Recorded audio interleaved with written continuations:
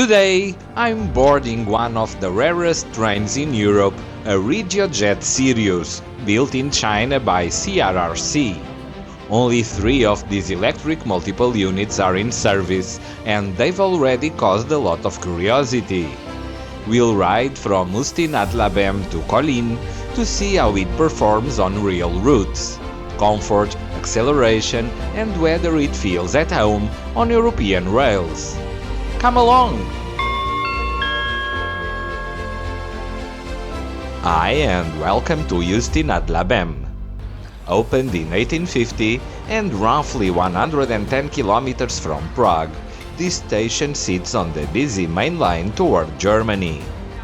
It's a modest junction station with all the usual amenities and also some lovely small details like this mural and the terraces next to the main building. If you can, show up a little early for a coffee by the Elbe. The gorgeous view makes it worth the extra time. But the real action happens upstairs, at the platforms, where my train is arriving on track 5. This is one of 3 CRRC Sirius 6-car electric multiple units currently in existence. The first of these sets reached the Czech Republic in late 2019 after its long sea journey from China, but the story didn't end there. The original buyer, Express, eventually cancelled its order for up to 30 Sirius trains amid long certification delays. CRRC kept pushing for approval, and in September of 2024, RegioJet agreed to a 5-year lease for all 3 sets, this including the one already built but never delivered. This final 3rd unit was shipped to Europe and put into passenger service in April 2025, completing the small fleet you see on the Kolín-ÚSTÍ nad LABEM corridor today. Although manufactured in China, these units comply with the European technical specifications for interoperability and are certified to operate on EU rail networks. Let's take a closer look at how it rides, shall we? It's time to board the Sirius. I've booked business class today, which on this Sirius comes as a comfortable cabin in a 1+1 layout, with plenty of space for the journey. I'll walk you through the seats, storage facilities and the other accommodations on board in a proper tour later in the video. Right now though, let's get underway to Kolín.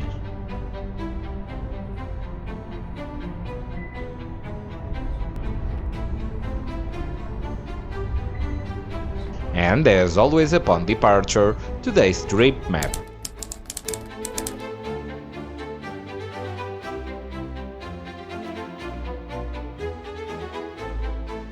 Once we leave ÚSTÍ nad LABEM's main station, we swing past the sidings and depot and head for ÚSTÍ nad LABEM Západ, where Západ means west.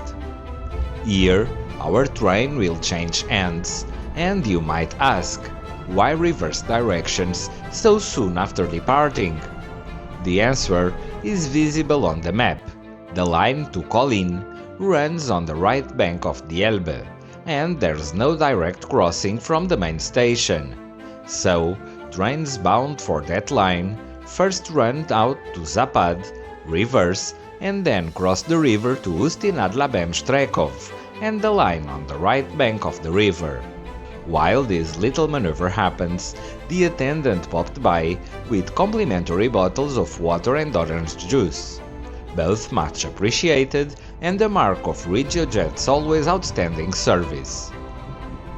The bridge over the Elbe gives us this spectacular scenery as we cross. 11 minutes after departure, we arrive at Strekov and the line to Kolín. A little bit of trivia while we wait at Strekov. Even though ÚSTÍ nad LABEM isn't a big city with under 100,000 people, it actually has 4 railway stations: Hlavní nádraží, the main station, Strekov, Západ or west, and Sever or north in the line to Decin and Germany. After leaving ÚSTÍ nad LABEM Strekov, the line follows the Elbe and gives us these fantastic river views. If you want even more of this scenery all the way from Dresden, check my European sleeper video which follows the river's left bank. Right now, it's a good time for a train tour.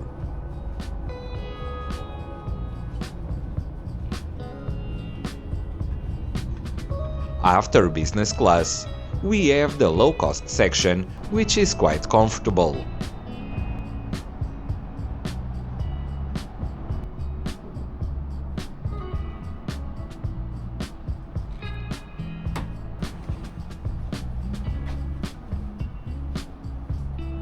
There are also these little leaning perch pads. They are not sold seats, but handy in busy reservation-free services so people can rest without standing.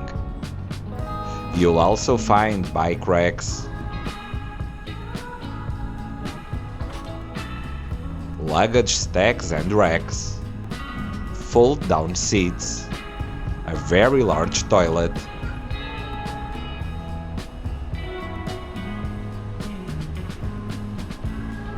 more economy seats,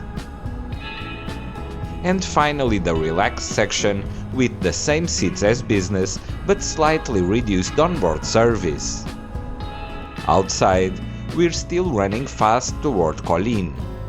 Next stop is Litomerice, a historic town of roughly 23,000 with a protected old center full of sacred architecture. For us, it's just a quick stop, and after departure, a good moment to show you my extremely comfortable seat. There's a large table, perfect for meals or a laptop, a useful blind, and an individual reading light, plus a generous footrest and plenty of recline.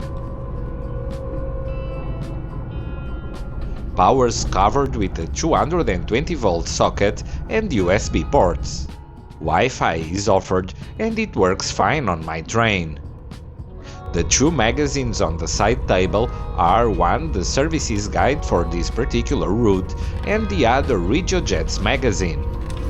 Overall, this is a very roomy, practical and very pleasant seat in a beautiful, cozy executive class cabin.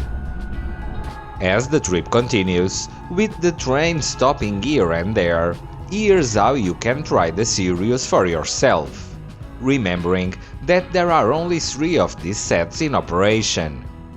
RegioJet runs them only on the R23 Express service between ÚSTÍ nad LABEM and Kolín. Trains depart every 2 hours from early in the morning to early in the evening, making multiple departures available throughout the day. Both ÚSTÍ nad LABEM and Kolín are easy to reach from Prague, with many onward connections, and honestly, the river views alone make the ride worth it. We're arriving at Nymburk now, a town of roughly 16,000 people sitting on the Elbe. You probably noticed the junction just before the station. On this short 135-kilometer run, we pass about a dozen junctions, which can feel surprising if you're used to countries where junctions are much fewer. The reason is simple.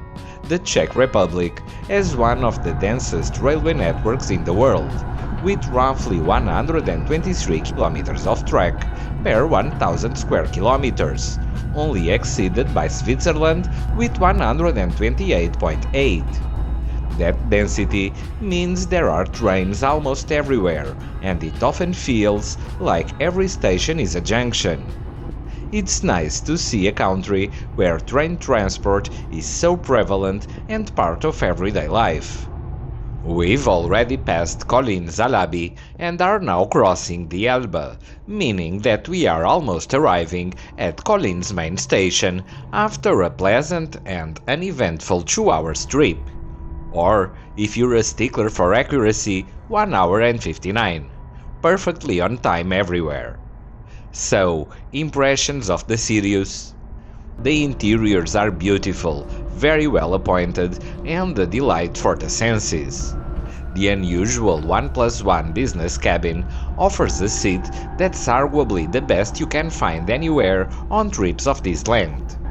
Comfortable, roomy in every direction, with all the amenities you may not even think you need. And in this clever layout, everyone gets window and aisle access. That said, there's one real caveat. The rolling quality at speed is a little harsh, in places bordering uncomfortable, especially if you're standing or walking. It's really noticeable. But the rest? A solid 10.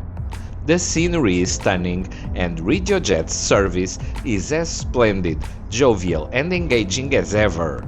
Honestly, I'd happily take this train again just to spend a relaxing afternoon on board. Thanks for riding with me on today's journey all the way to the end. If you enjoyed the trip, don't forget to like, subscribe, share, and drop a comment below. It really helps the channel grow and keeps these rail adventures rolling, always with a bit of history and technology. Thanks for coming along, and I'll see you next week.